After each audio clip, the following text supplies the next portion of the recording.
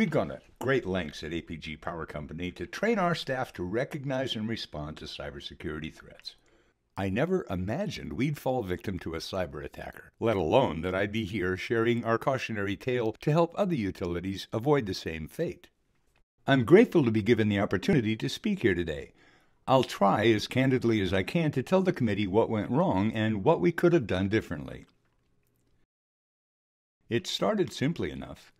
APG Power needed a new instrumentation and control technician at the Mountaintop Combined Cycle Plant. It's what we call a 4x2 site that supplies power to Mountain City.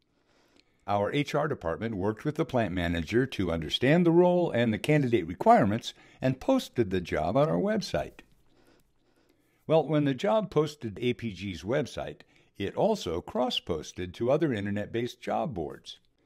Now, the listing read, APG Power is searching for a qualified I&C, instrumentation and controls technician, with a minimum of 10 years experience. It called for experience with Everest Distributed Control System, DCS. Now, DCS is the digital system that controls the entire plant. The posting also called for experience using Remote Me-In, remote access solutions.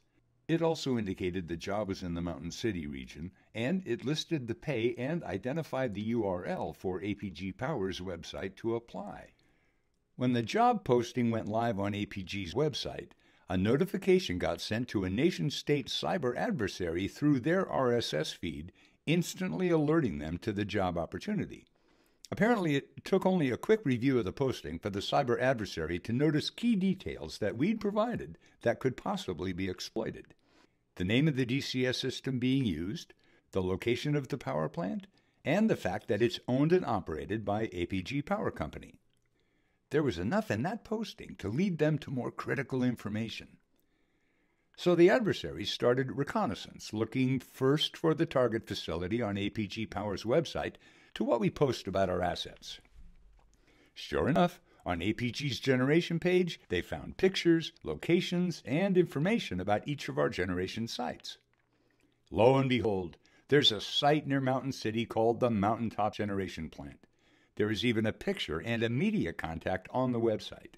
Next, they went to an Internet Maps website for a satellite view of the entire plant layout.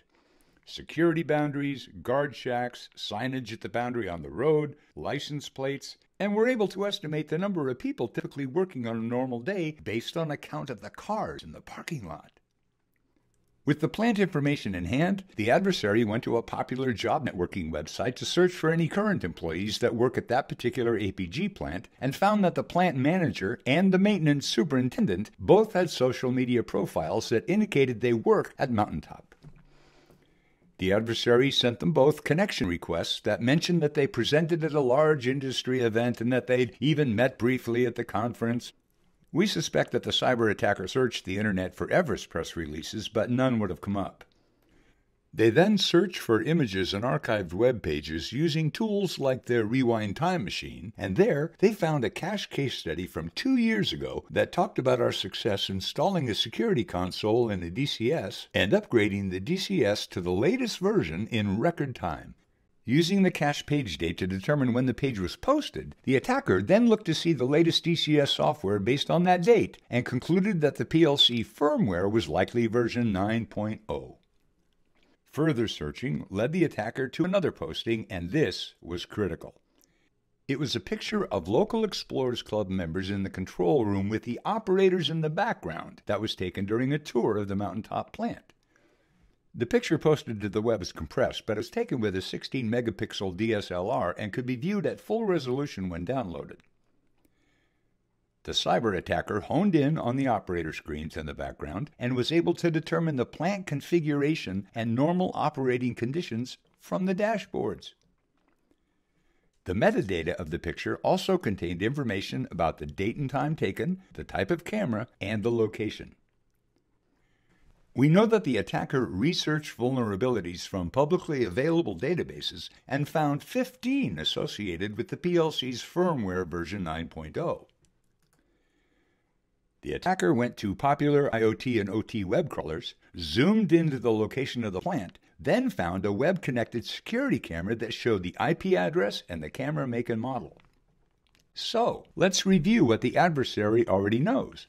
The name and location of the mountaintop plant, the DCS system being used in the plant, the vulnerabilities associated with this DCS, when the DCS was installed, and the vulnerabilities associated with the remote access software.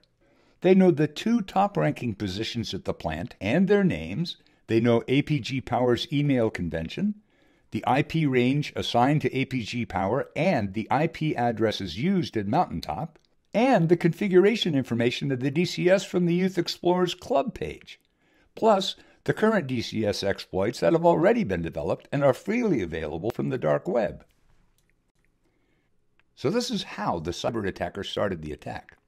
They sent phishing emails to the plant manager and the maintenance supervisor saying, "I'm following up from our social networking connection. I'm aware of the job opening," with a resume attached for review.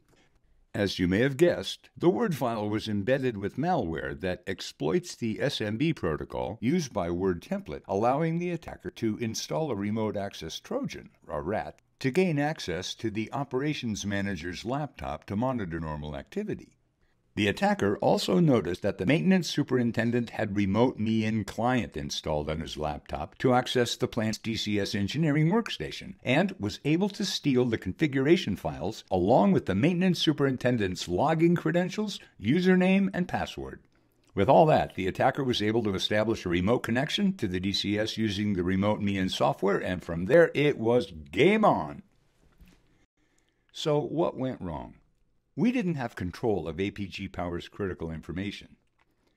Old information that had been available for a while in combination with new information allowed the cyber threat actor to get enough information to determine a target and try to exploit possible vulnerabilities in the plant's DCS system.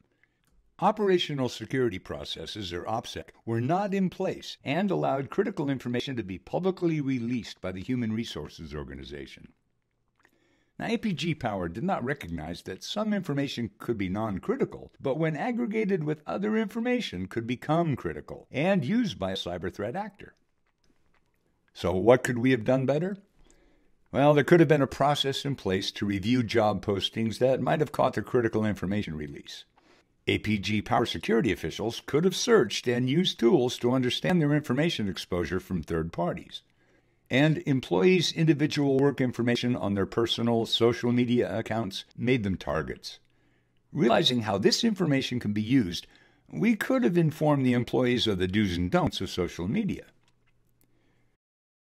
OPSEC, or Operational Security Program's mission, is to identify critical information, understand the risks, threats, and vulnerabilities associated with critical information and cyber threat actors, and to put cybersecurity controls in place to mitigate the risk.